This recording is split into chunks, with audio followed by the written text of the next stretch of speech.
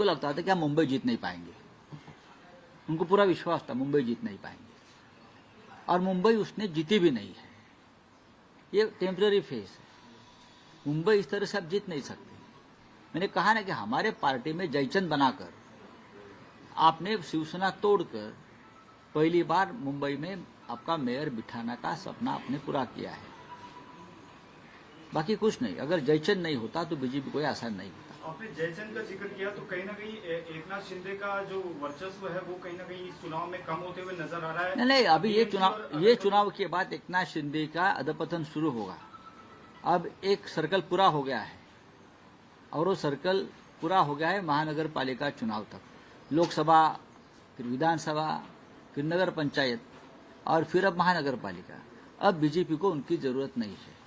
Sir एक और सवाल है, पीएमसी और पिंपरी चिंचवड के बाद जो नतीजे आए हैं, शरद पवार और अजीत पवार को काफी सेटबैक वहां दिखने में है, क्योंकि एक पूरा वन साइडेड दिखाई दिया है।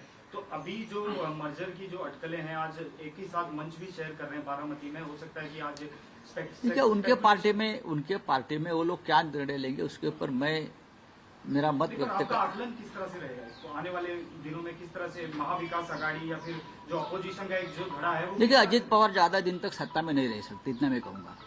जिस तरह का माहौल पुणे और पिंपरी चिंचवड में सरकार के खिलाफ बनाया था, देवेंद्र जी के खिलाफ बनाया था, तो भारतीय जनता पार्टी के मन में अजीत पवार के लिए खटास है, एक गुस्सा है।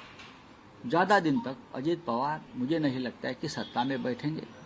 वो फिर उनकी घर वापसी होगी, और दोनों पार्टी एक साथ, चाहे मर्जर हो या एक साथ वो काम करेंगे, ऐसा मुझे लगता है। और शिंदे को भी जाना पड़ेगा, क्योंकि अगला विधानसभा का चुनाव भारतीय जनता पार्टी शिंदे के साथ लड़ने नहीं जा रही है, शायद लोकसभा भी।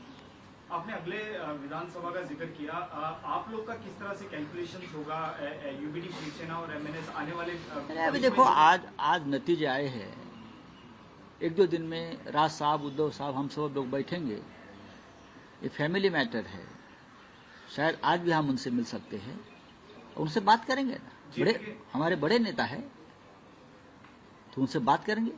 जेपी के चुनाव साथ में लड़ेंगे, जिला परिषद के जो अभी देखेंगे, जिला परिषद के आएंगे चले जाएंगे। राव साहब एक सवाल और है, इंटरनेशनली पूछा जाए तो जिस तरह से जो डोनाल्ड ट्रंप लगातार कह रहे हैं इंडिया पाकिस्तान का युद्ध उन्होंने रुकाया, कल फिर से उन्होंने जिक्र किया, और ग्रीनलैंड को लेके उनका रुख काफी ये रहा है कि अगर ग्रीनलैंड को लेके कोई अपोज करता है तो उस पर बात ऐसी है कि पाकिस्तान के प्राइम मिनिस्टर मिस्टर शरीफ जो है, शाहबाज शरीफ, वो ट्रंप जो कह रहा है कि युद्ध रुकवाया, शरीफ उनको मान्यता दे रहे हैं। जी हाँ, प्रेसिडेंट ट्रंप ने हस्तक्षेप किया, तो अब हमारे प्राइम मिनिस्टर ने मुंह खोलना चाहिए ना। लगभग 100 से ज्यादा बार प्रेसिडेंट ट्रंप ये बोल चुका है कि मैंने मोदी को धमकी दी व्यापार बंद करने की, ट्रेड बंद करने की। मैंने मोदी को धमकी दी, मैंने मोदी के ऊपर दबाव डाला। अगर दबाव नहीं डाला है तो ये हमारे प्राइम मिनिस्टर का कर्तव्य है कि देश के सामने आकर बताइए कि मैंने प्रेसिडेंट ट्रंप का दबाव नहीं माना है, मैंने अपने आप युद्ध को रुकवाया है। हम तो लाहौर तक जाने वाले थे, लेकिन अचानक मुझे लगा कि लाहौर तक नहीं जाना चाहिए।